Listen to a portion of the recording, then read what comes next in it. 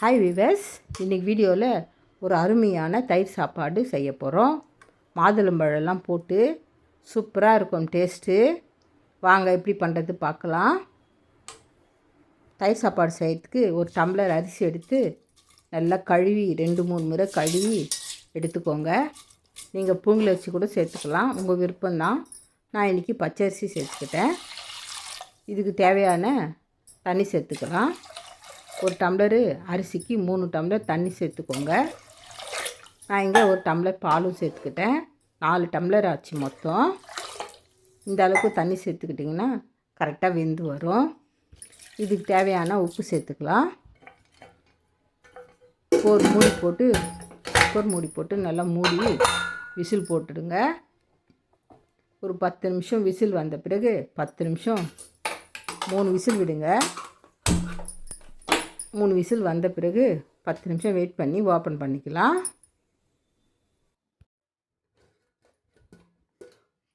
மூணு விசில் வந்துடுச்சு.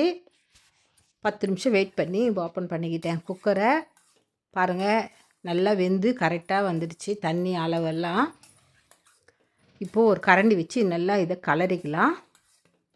நல்லா கொஞ்சம் மசிச்சு விட்டுக்கலாம். அப்போ தான் தயிர் சாப்பாடு நல்லா குழவா நல்லா இருக்கும். இது மாதிரி நல்லா கலரி விட்டுக்கோங்க.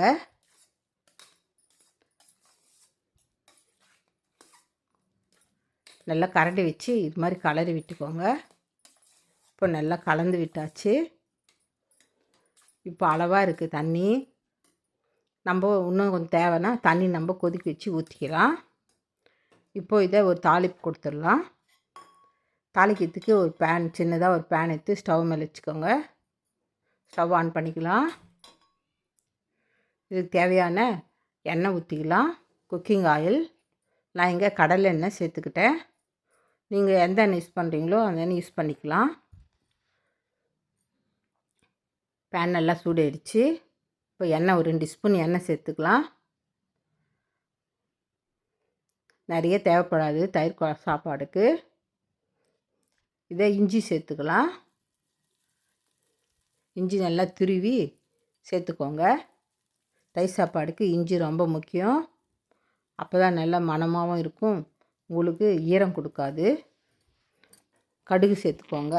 கடலைப்பருப்பு 1 ஸ்பூன் சேர்த்துக்கோங்க. உளுத்தம்பருப்பும் 1 ஸ்பூன் சேர்த்துக்கோங்க.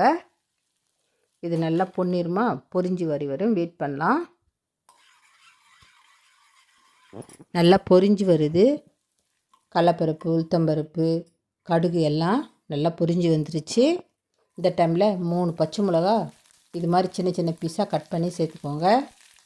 கருவேப்பிலை கொஞ்சம் சேர்த்துக்கோங்க. பெருங்காயமும் சேர்த்துக்கோங்க. பெருங்காயம் சேர்த்து செய்யும்போது நம்மளுக்கு எளிதாக ஜீரணம் ஆகும். இது நல்லா கலரி விட்டு 1 நிமிஷம் நல்லா வதக்கிக்கோங்க.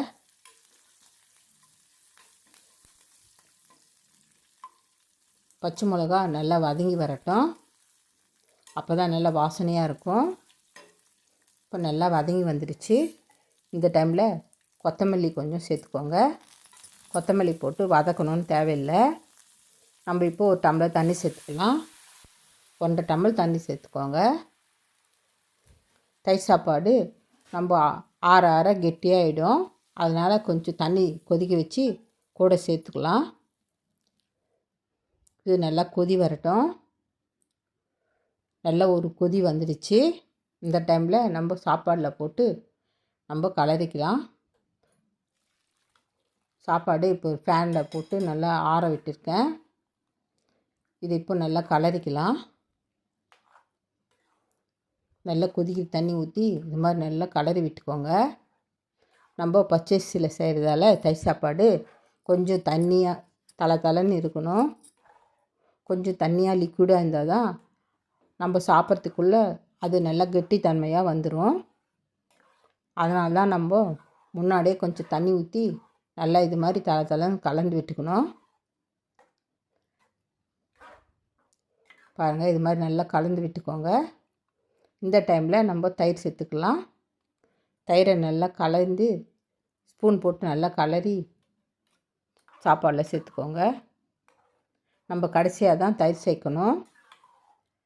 நல்லா கொஞ்சம் நேரம் ஆற விட்டு தயிர் சேர்த்துக்கோங்க. நல்லா சூடாக இருக்கும்போதே தயிர் சேர்க்காதீங்க. கொஞ்சம் அப்படி கலந்து ஆற பிறகு சாப்பாடு நல்லா ஆறி வந்துருச்சு. அதனால தான் இப்போ நான் தயிர் சேர்த்துக்கிட்டேன்.